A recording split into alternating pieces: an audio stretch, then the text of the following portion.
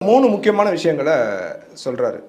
ஒன்று வந்து காவல்துறை துரிதமாக செயல்பட்டுருச்சு. 24 மணி நேரத்தில் மாணவி புகார் கொடுத்தா 24 மணி நேரத்தில் நடவடிக்கை எடுத்துட்டோம், குற்றவாளி யாருன்னு கண்டுபிடிச்சு அவரை கைது பண்ணிட்டோம் அப்படின்னு ஒன்று சொல்கிறாரு.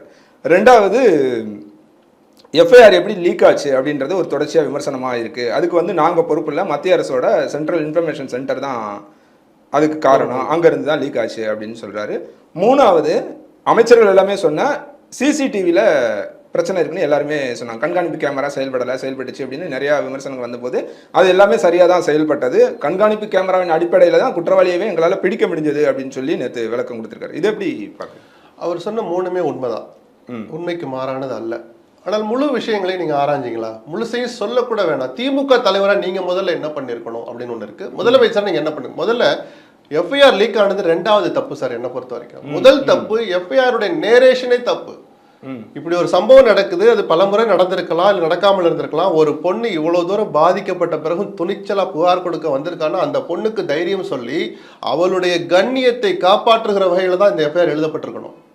இதான் சார் ரூல். அவங்க என்ன சொல்றாங்களோ நாங்க எழுதுவோம், இதெல்லாம் இப்படி சொல்லவே கூடாது. காவல்துறை ஆணையர் அருண் அதுதானே சொல்றாரு, அவங்க என்ன சொல்றாங்களோ அதை எழுதணுங்கிற. நீங்க படிச்சு பாத்தீங்கன்னா அந்த நேரேஷனே அந்த பொண்ணை குற்றம் சொல்ற மாதிரியே இருக்கும். இல்லம்மா உனக்கு இது நல்லது இல்லம்மா, இப்படி எழுதக்கூடாதுமா. அந்த பொண்ணே சொன்னா கூட பதட்டத்துல வந்திருக்கா சார், அந்த பதட்டத்திலேயே ஒரு துணிச்சலோட வந்திருக்கா, இவனை சும்மா விடக்கூடாதுன்னு. அந்த துணிச்சலை நம்ம பாராட்டுற வகையில, அந்த பொண்ணை என்கரேஜ் பண்ற வகையில, இது போல எதிர்காலத்தில் ஏதாவது இளம் பெண்கள் பாதிக்கப்பட்டால் அந்த பெண்களுக்கு தைரியம் அளிக்கிற வகையில தான் இந்த எஃப்ஐஆர் வாசகங்கள் இருந்திருக்கணும்.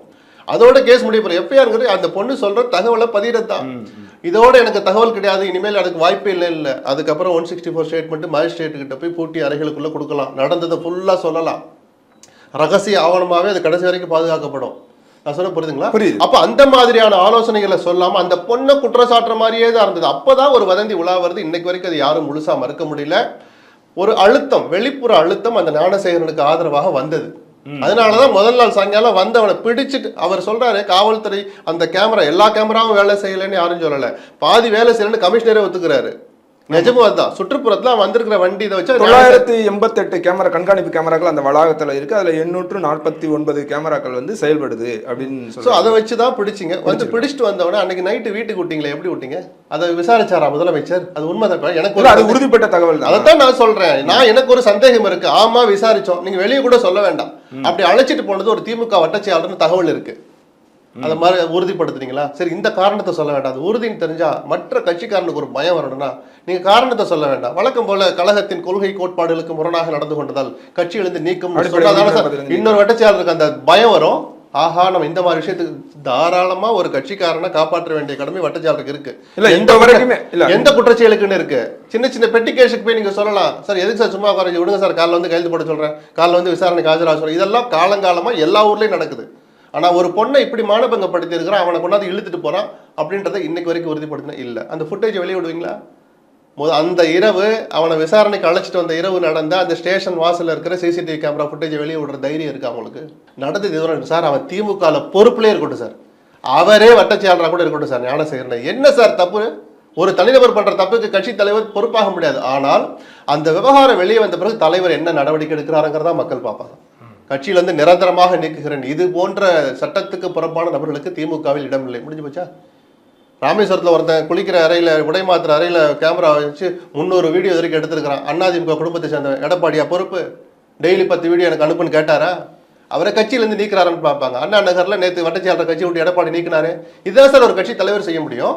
ஒரு தனிநபர் பண்ண கூட்டத்துக்கு எடப்பாடி எப்படி முன்னால இவங்ககிட்டே இருக்கு இல்லையா? அப்ப சபர் சாதிக்கு இதுல மாட்டினாரு, வெளியில தகவல் வந்தது, கட்சியை விட்டு நீக்கினீங்க. இதுல அவசரப்பட்டு அவர் திமுக காரர் அல்லன்னு சொல்றதுக்கு தான் மெனக்கட்டாங்களே தவிர அந்த பொண்ணு பார்வையில இருந்து யாருமே பார்க்கல. திமுக பார்க்கல, அதிமுக பார்க்கல, பிஜேபி பார்க்கல, எல்லாம் அவங்கவுங்க சுய லாபத்தை தான் பார்த்தாங்க. போராட்டம் பண்ணணும், அதுதான் உயர்நீதிமன்றம் சரியான ஒரு பார்வை பார்த்தாங்க. விளம்பரத்துக்கு பண்ணாதீங்க. அப்ப நீங்க எது அந்த பொண்ணுக்கு நியாயம் கிடைக்கும்? நான் தான் சொன்னேன், யார் அந்த சார்னு இவ்வளவு பெருசா ஏதோ நல்ல ஒரு தீம் கிடைச்சிட்ட மாதிரி எல்லாரும் பண்றீங்களே சார், அது எவ்வளவு பேர் மனசை பாதிக்கும் தெரியுமா? யார் அந்த சார்னு நேற்று முதலமைச்சர் சொன்ன வார்த்தை நிஜம். யார் அந்த சார்னு அண்ணாமலையால எடப்பாடியால நிரூபிக்க முடியும். அந்த 2 hours 3 hours ஃபிளைட் மோட்ல போட்டிருந்தான்னு கமிஷனர் சொல்றார். கமிஷனர் சொன்னது பொய்ன்னு சொல்ற வாய்ப்பு அண்ணாமலை கிட்ட இருக்கு, எடப்பாடி உங்களுக்கு இருக்கு, எனக்கு இருக்கு. ஆனால் நீங்க அரசியல் பண்றீங்க, நீங்க அதிகாரப்பூர்வமாக அதை செய்ய முடியும். விசாரணையில் குறுக்கிடுவதாக ஆகாது. காவல் ஹிஸ்டரிங்கிறது ரகசிய ஆவணம் அல்ல, ஒரு பிரத்யேக ஆவணம், ஆனால் ரகசிய ஆவணம், பெரிய உச்சபட்ச ரகசிய ஆவணம்லாம் கிடையாது. 100 ரூபா கொடுத்தா அந்த ஏர்டெல்லையோ யாரையோ எங்கே வேலை செய்கிற எடுத்து கொடுத்துருவான். அண்ணாமலை பத்திரிகையாளர் சந்திப்பை கூட்டி கமிஷனர் சொன்னது நிஜம்தான், அந்த நேரத்தில் அந்த 3 மணி நேரம் ஃபோன் ஆஃப்ல தான் இருந்திருக்கு, அவன் சும்மா அந்த பொண்ணை மிரட்டுறதுக்காக சொல்லியிருக்கான்னு, அதுதான் நேர்மையான அரசியலாக இருக்கும். இன்னைக்கு +2க்கு படிச்சுக்கிட்டு இருக்கிறாங்க பாருங்க, ஆயிரக்கணக்கான லட்சக்கணக்கான மாணவ மாணவிகள் அண்ணா யூனிவர்சிட்டியில் இடம் கிடச்சி சேர்ந்துடணும்னு, அந்த பொண்ணுங்க மனசுலேயே ஒரு தைரியம் இருக்கிற மாதிரி இருக்கும். இப்போ என்ன பீதியில் இருக்கும், இப்போ நீங்கள் அதை அப்படியே உயிரோட்டமாக வச்சுருந்தீங்கன்னா அப்போ நிஜமாவே அந்த பையன் தப்பு பண்ணுறது இல்லாமல் இன்னும் 4 பேருக்கு வேறு ஃபோன் பண்ணி கூப்பிட்றான்னு பீதி நம்ம வீட்டு பொண்ணை அந்த பொண்ணை நினச்சி பாருங்க. அப்போ அந்த பீதி எதுக்காக நீங்கள் அப்படியே நீட்டிச்சுக்கிட்டு வர்றீங்க? அப்படி இல்லை, கமிஷனர் சொன்னது போய் கால் ஹிஸ்ட்ரி இந்த இருக்கு, 8:10க்கு ஒரு கால் வெளியே போயிருக்கு, அவன் தான் அந்த சார் நிரூபிச்சு இந்த அரசுடைய முகத்திலேயே கிழிச்சிருக்கணும் சார். கமிஷனருடைய முகத்திலேயே கிழிங்க, கமிஷனர் சொன்னது பொய்ன்னு போட்டு அம்பலப்படுத்துங்க, எந்த வகையிலையும் அதை விசாரணையில் குறுக்கிடுவது. சரி, இத கமிஷனர் தரப்புல செஞ்சிருக்க மாட்டாங்களா? அவங்க ஆய்வு பண்ணி அதன் பிறகுதானே ஆய்வு பண்ணிதான் சொல்றாரு. ஒரு கமிஷனர் உச்ச ADG ரேங்க்ல இருக்கிற ஒருத்தர், டாப் லெவல்ல சென்னை சீட்ல இருக்கிற ஒருத்தர் அவ்வளவு சீக்கிரத்துல போய் சொல்லி ஒருத்தரை காப்பாற்ற நினைக்க மாட்டார். அப்போ அது உண்மைன்னு தெரிஞ்சிருந்தும் எதுக்காக அந்த யார் அந்த சான்ற வாசகத்தை கொண்டு அப்ப அரசியலுக்கு பயன்படுத்துறீங்களா? நீங்க இன்னும் எத்தனையோ லட்ச பெண்கள் மனசுல ஒரு பீதியை ஏற்படுத்துறீங்களா? அப்போ முதலமைச்சர் ஒரு செய்ய தவறுன்னு தான் நான் சுட்டி காட்டினேன். நேற்று அவர் சொன்ன வார்த்தை சரியான வார்த்தை. உயர்கல்வி பயிலணும்னு நினைக்கிற இளம்பெண்கள் மனசுல தேவையில்லாத பீதியை ஏற்படுத்தி அவளை தடுத்துறாதீங்கன்னு கேட்டார். அது நியாயமான வேண்டுகோள், எல்லோரும் மதிக்க வேண்டிய வேண்டுகோள்.